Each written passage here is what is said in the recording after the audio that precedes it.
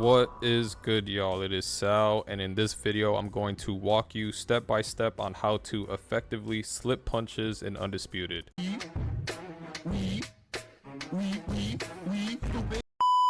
So if you guys want to learn how to slip punches and add this to your game, make sure to watch the full video. And before we get started, make sure to like and subscribe. Your guys' support helps out a lot. So with that being said, let's get right into the tutorial.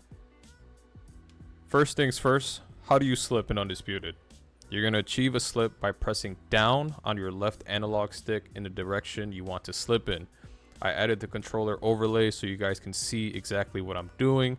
So for example, if you guys want to slip on the inside, you're going to want to press the left analog stick in a downwards motion. For example, like this.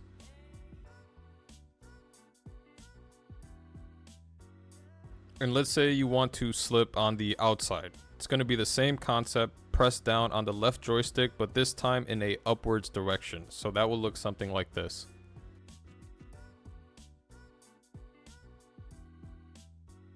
And if you want to duck or dip under a punch, same concept, but this time in a right direction. So same thing, pressing your left joystick down in a right direction. So it's going to look something like this.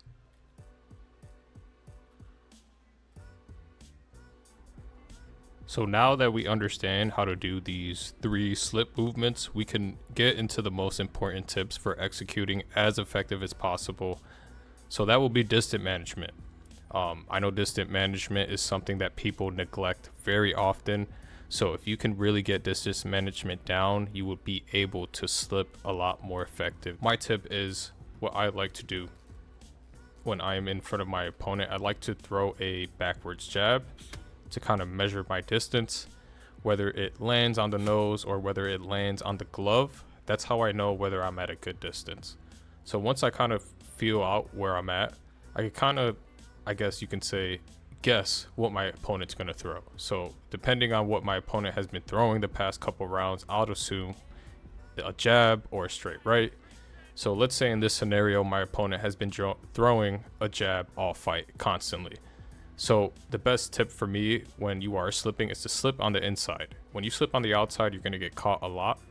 I feel like the outside slip is more for like straight rights or over weeping hooks.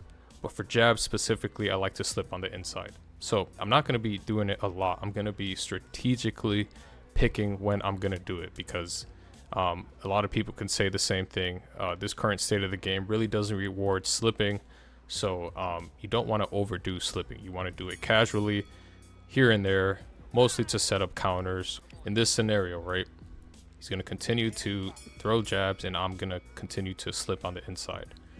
So at this point, when you slip on the inside, you can always come over with maybe a hook, body hook, or you could just come back with your own jab. Sometimes the game will give you that counter pocket. So it's a good movement, and I don't get why people neglect it so much, but it's good to use. Okay, now we're going to talk about the outside slip. Like I said earlier in the video, this is more effective with straight rights when your opponent is constantly throwing either a regular straight right or a power straight right. I don't really find it that effective with jabs. I mean, you can always time a slip with the jab, but I find it very hard to do that. So I mostly rely on it when I try to time people on that straight right. And it's a good movement because you can come back with a hook to the head or a hook to the body. And at this point, you have a lot of room to work. You can always do a hook to the body, straight right to the body. Like there's a lot of room here where you can work. So it's a good movement to do. All right, now we're going to talk about the dip slip or the ducking slip. This specific movement is pretty hard to time, I will say that, but it is effective. So again, you're going to do this by pressing on a right direction on your left analog stick, which will look something like this. And this is mostly for hooks or weeping hooks or sometimes straight rights. You can always slip a straight right doing a duck like that. But I like this movement because something about it, if you can actually slip or avoid somebody's punch when you actually dip down, there's a lot of room to come back with a counter, and most times I've seen it with other players. You can either get a flash or you can really hurt your opponent. So some combinations I like to do when dipping on the inside like that is uppercut, uppercut hook, overhand, or a hook, or just a straight right.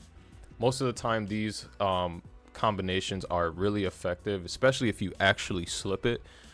There's like this weird kind of pocket in the game where if you do slip it, you can come back with a counter pretty easily. So if you could just time this right, and again, make sure you're at distance. This is going to take a lot of practice, guys. I'm not saying, you know, watch this video and instantly you're going to know how to slip.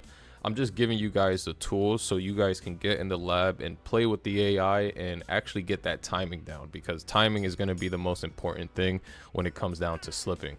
So if you guys are utilizing the slips and you guys are doing the counters that I'm saying in this video, I promise you it will be very effective. But you have to put in the practice and you have to put in the work to at least get the feel down, because obviously it feels a lot different when you're in front of somebody who's actually throwing punches.